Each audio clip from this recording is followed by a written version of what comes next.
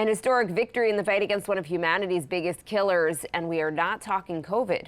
The Senate kicks the debt limit can down the road, and the popularity of Squid Game creating a real-life prank call apocalypse. Thursday Need to Know. Let's go.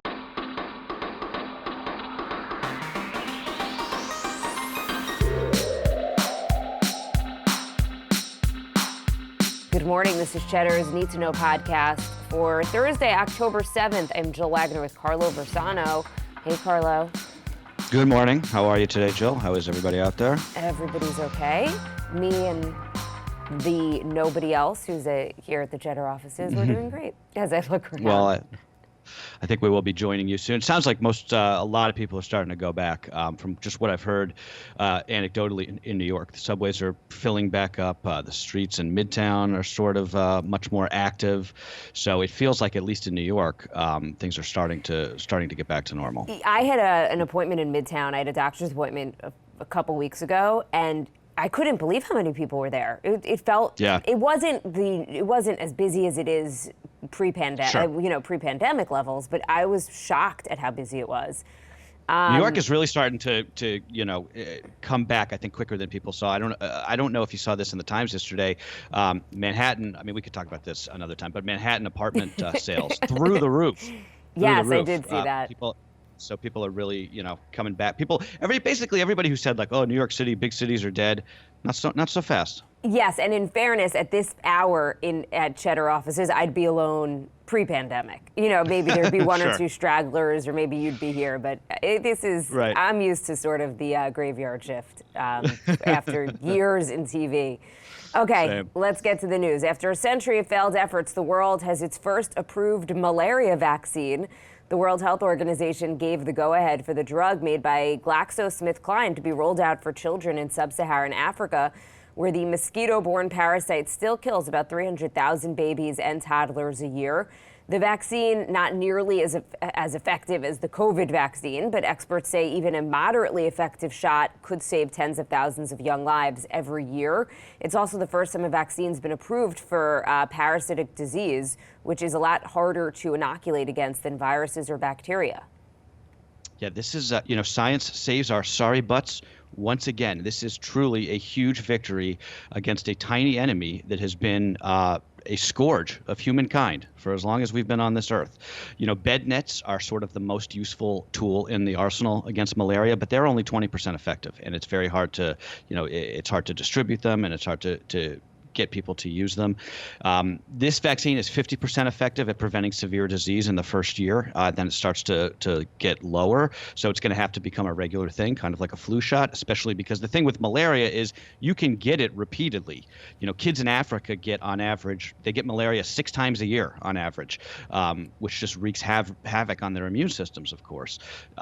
But, I haven't seen any physical newspapers yet today. So I'm curious what play this story gets, because it is arguably one of, if not the biggest story of the year, just in terms of the sheer global impact that an approved malaria vaccine is going to have. It doesn't really affect us because we are lucky enough to live in a place where malaria is not really much of a concern. But that's obviously not so true, especially in sub-Saharan Africa. I was thinking about this last night. If I ran like the foreign desk for a major network or a newspaper, one of the things I would ask them to do today is I would send a reporter to the slums of Mozambique, and I would say, go find some mothers there. Ask them if they're going to do their own research on this vaccine before they let their kids take it. See if they think that vaccine development is some sort of political tool meant to keep them in line because of what they read on Facebook. No, of course not. These people are going to thankfully take this and be grateful, and it's going to save their little babies' lives. And it's just it's a reminder of this sort of decadent, narcissistic society we live in, where we think that everything kind of revolves around us, and we can do our own vaccine research, and everything is political. No, right? The world is a cruel, horrible place in a lot of ways, and science and medicine is what keeps that from being even worse for a lot of people. President Biden, meanwhile, going to Chicago today to highlight the success of employer vaccine mandates like the one implemented by Chicago-based United Airlines, which now says it has 99.5% of employees in compliance. Other employees are reporting success with their mandates as well. Tyson Foods, the New York City public school system, hospitals in Maine, and the NBA among those with 90% plus vaccination rates. You know, for all the talk of morons like Kyrie Irving over here on the Nets and his like vaccine not even skepticism, his like conspiracy theories, most NBA players and staff are vaccinated. So I think that sort of gets lost because people like Irving make the news. Los Angeles, by the way, the latest big city to require proof of vaccination for most indoor venues and events. That came yesterday, so you'll have to show your vaccine cards in LA. I also saw this. This really kind of bummed me out. The Washington, D.C., the National Zoo, they canceled their annual Halloween event for kids, which of course is held outside. It's like one of the few fun things that you can do if you're a kid or a family in Washington. So DC kids can't have that once again this year. It's just like, some people won't take the miracle cure for the disease. Some people are operating without the knowledge of how this thing actually works still. It's like enough to drive you crazy after a while, right? We didn't mention, but the Biden administration announced yesterday that it wants to spend $1 billion to boost the supply of those rapid COVID tests, which we talked about them yesterday. And there was this really interesting article in the New York Times from this guy who just said, he went out to search for a rapid test to see if he could find one here in the United States, and he could not. Saw that, yeah. And the closest he got was like he had to pay $1,000 for a case of 100 of them or something like, something crazy. And he messaged his colleagues who are overseas in Europe, and they were like, in the UK, and they're like, do you want me to send you a bunch? We have a ton of them. And he said, no, I really was doing it for the point of research. But the point that he made, which was correct, is if we had these tests, which we don't, there's a lot of reasons why we don't have these readily available right now. One of them is that we do have, the FDA has been just a lot stricter with approving the tests that could get on the market, for better or worse, because they want to make sure that they are actually accurate. But he was saying, and it's true, if you had rapid testing, you probably don't need kids to wear masks in school. You don't need to cancel these events. You could just test the kids every day even. I mean, if they were readily available. It's a great point. We take the stupider route, which is just canceling these things and making these poor kids just lose a big chunk of their childhoods to this stupid virus. It's almost like the testing component of this pandemic and has been forgotten in many ways. Yeah. It's crazy that at this point in the pandemic, we still don't have enough tests, in whatever capacity. It was that the agencies here decided to focus on the PCR tests, which are of very little use because you don't get the results for 24 to 48 hours if you're lucky. So what help is that? Senate Republicans and Democrats are close to a deal to punt this standoff over the debt ceiling until later this year, which would avoid a federal credit default, at least for now. Dems said Mitch McConnell caved and offered Republican support for a short-term suspension of the debt ceiling.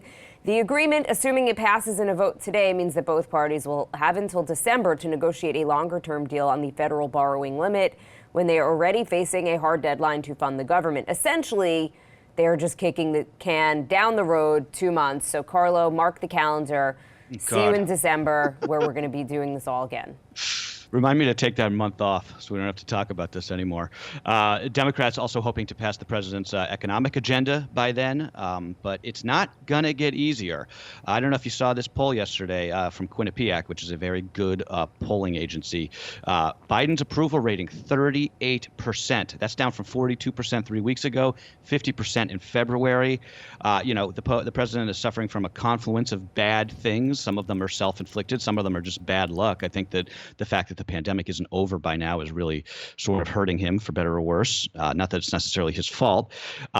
But anyway, that's a horrible, horrible top-line number for any president in their first year, 38%. And Kamala Harris's numbers are not much better. And you're already seeing the effect of this in the Virginia governor's race. That's one of the few important off-year elections happening this fall. We should probably pay a little more attention to coming up. Terry McAuliffe, the Democrat running there, he's in a dead heat with his Republican challenger, who's kind of a Trumpist kind of Republican.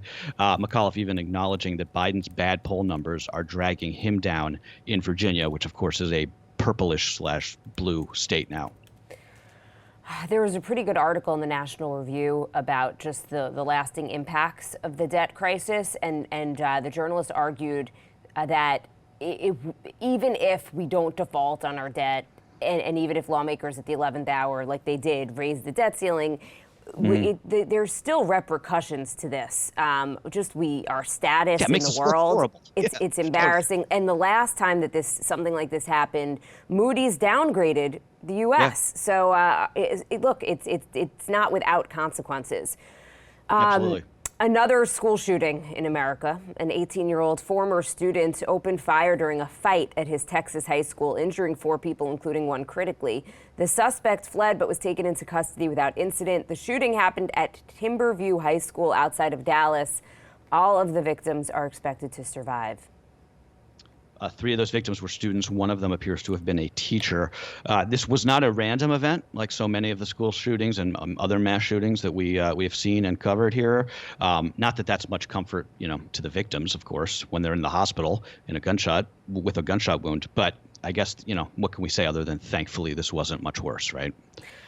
Fred Guttenberg, whose daughter Jamie was murdered at Parkland in that school shooting. He's become an advocate for tighter gun laws. I follow him on Twitter, yeah. So I follow him on Twitter. So he wrote in caps yesterday, listening to the coverage of the school shooting in Texas and how well prepared we are, and becoming enraged. It is not effing normal to have to be prepared to be shot in school. Do not normalize school shootings. And also, my former colleague actually at CBS in Dallas, Jason Allen, he wrote texts a mother shared with me from her son during the shooting at a high school today in Mansfield captures the moment well. And the mom took a screenshot, and the son wrote, "Mom, there's a shooting. Mom, help." She wrote, "Where?" He wrote, "Please, school, Mom." She said, "Calling police, where are you?" "School, Miss Herrera, Mom, I'm scared." She wrote, "Are you safe?" So that's what we saw from the screenshot. And then apparently he also wrote, to that the student said, "I don't know," in terms of are you safe? And Fred Guttenberg wrote, "We are traumatizing our children. We owe them a solution. I hate gun violence. We do not need to accept this." And you and I were debating if we should put this story potentially later in the podcast in the more to know before you go. And ultimately we decided it deserved lead attention. Sure. And I think for me, that was the reason that I asked you to move it up, was because we can't normalize school shootings. And no, this guy did not have an assault rifle, and no one died, but that doesn't make it any better. He still came to school with a gun. That did not happen when we were growing up. Yeah, no, well said. Vladimir Putin says Russia is ready to help stabilize global energy prices by sending more of its plentiful supply of natural gas to Europe ahead of the colder months. Energy prices have been extremely volatile lately, with the price of natural gas soaring 60% in 2 days before coming back down after Putin said he's ready to step in. The U.S. is more insulated than many other countries from the price swings because we do produce more of our own oil and gas. Price is still high enough, though, that it's all but certain to hit consumers in the form of higher heating bills this winter. I know we've covered this a couple times in the last couple of weeks, but I do want to stay on it because this is going to be a big story this winter. We're looking, first of all, at the possibility of this upcoming UN climate summit in Glasgow happening at the same time as a global energy crisis, which is going to be something fascinating to sort of behold. Tommy Friedman, my boy, he wrote a pretty good column yesterday in the Times. I thought about sort of what's happening in the global energy markets right now. And his point was sort of that what you're seeing could really have the effect of becoming this major destabilizing geopolitical force this winter that could end up benefiting Putin, not just Putin, but also Iran. And natural gas, it's just important to watch and pay attention to because it's kind of like this bridge that we have between fossil fuels and renewable energy, right? It's not clean energy, but it's also not as bad as coal and oil, so long as you keep the methane in check. But since we're not there yet with renewables, we really depend on cheap and plentiful gas supply. So again, something we got to keep an eye on. You're back on Thomas Friedman. I thought you were over him. I have a very complicated relationship with Tommy Friedman. Sometimes he drives me crazy. Sometimes he writes columns. I'm like, yeah, it's a pretty good point. Netflix is editing out phone numbers that appear in Squid Game after real people in South Korea have been complaining that they have been inundated with prank calls, hang-ups, and texts. In one early scene from the mega hit series, a phone number on a business card is part of a major plot point in the show, but that number actually is a real number. It connects to a 26-year-old woman in Seoul who says her phone has been ringing off the hook with calls from as far away as South America asking if she is the real Squid Game. Other phone numbers also apparently connect to real people in Korea. I am obsessed. I watched this show when I was sick. I loved it. Yes, it's so good. I mean, it's disturbing, but it's good. It's funny because I watched this, almost all of it now, and it didn't do anything for me. The show really didn't. Again, I thought it looked nice. I thought the set design was really cool, but it just didn't give me I didn't really get the whole thing about it. But anyway, this sort of like prank call apocalypse, it just highlights not just how immensely popular this series has become, but just how global a phenomenon is, right? I mean, this woman's getting phone calls from Colombia in Korea. That kind of thing didn't used to happen. TV used to be very like sort of, it wasn't so centralized, right? So it's amazing. And, the Koreans are making truly phenomenal content between this and Parasite, remember, from a couple of years ago. Actually, there was a great article in the Wall Street Journal that I sent you yesterday, but I think you said, I don't know if you covered it, but the backstory behind this is fascinating. The writer of the show, he'd been writing it for years, but nobody was interested in it. And he ultimately had to actually sell his laptop because he didn't have money. And then Netflix picked it up during the pandemic because they actually thought it really highlights kind of this class warfare. They felt like the pandemic highlighted that, and maybe there would be an appetite for it. And they said, it's a point of pride in South Korea that the show is so popular. And for Netflix, it's by far its most popular international show. They've never had this where a show has been trending basically, in dozens of countries at the same time. Yeah, exactly. I just don't think the acting is that good. Is that just me? I don't know. Yeah, maybe. You know what? I was reading the subtitles the whole time, but I thought the acting was good.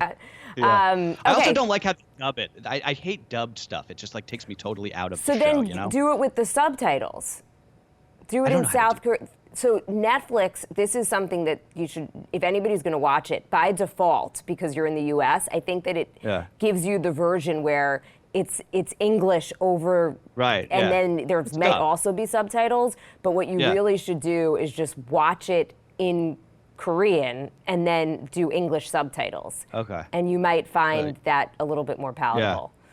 All right, well, you got to come over and tell me how to do that. Yes. Okay, time for more to know before you go. A federal judge has blocked Texas from enforcing a strict new abortion law, siding with the Biden administration after it sued to block that law from going into effect. The judge used unusually harsh language in his ruling, calling the restrictive law that bans nearly all of abortions an offensive deprivation of a constitutional right. Texas plans to appeal the ruling. A team of independent investigators say they've solved one of the most infamous cold cases in history. They say they know who the Zodiac killer was now. The case breakers, as they're known, this is a group of more than 40 former cops, reporters, and intelligence officers, claim they've uncovered forensic evidence and deciphered codes that point to the Zodiac's identity as being that of Gary Francis Post, who died back in 2018. Sweden and Denmark will stop giving the Moderna vaccine to younger people because of potential side effects, citing data from Sweden's health watchdog that points to an increased risk of heart inflammation, also known as myocarditis. Moderna has said the risk of contracting myocarditis from COVID is much higher than getting it from the vaccine.